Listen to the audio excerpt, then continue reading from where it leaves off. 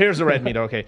So CZ and them, right, are pretty chummy with each other. Now, what ends up happening is that Sam Bankman-Fried starts giving huge donations to the Democratic Party, to Biden. He at one point he was the largest campaign contributor to the Biden administration, and then he became the second largest. Then when he donated to, he basically donates pretty early in the years. Then during the midterms, he was also the largest for a while until George Soros donated more money. So imagine this.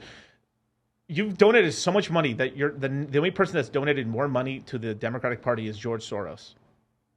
George Soros. I mean, bros. I don't know about you guys, but that don't sit well with me, man. Now, what he was doing was this. Is he was chumming it up with the Biden administration as well as the Democrats who were just newly got elected, right?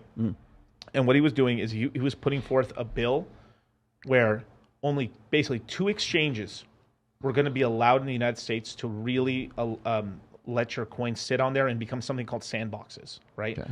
So it was going to be Coinbase because it's pretty much the oldest exchange in America, and it was going to be FTX. He completely cut out Kraken, Gemini, Binance USA, he basically cut out the entire other market from the United States. And if the United States is the largest economic force in the world, and our markets are gigantic, right? So in a way, what he did is he was lobbying in secret behind their backs, telling CZ and the rest of the guys from all the other exchanges, "Hey, don't worry, you guys. Like I'm gonna make it so all the exchanges are in the game this time." And then CZ found out it wasn't true through guess who? BitBoy. BitBoy, out of everybody, of all people, right? So no, shout out to BitBoy. He's cool. I shout out to Ben.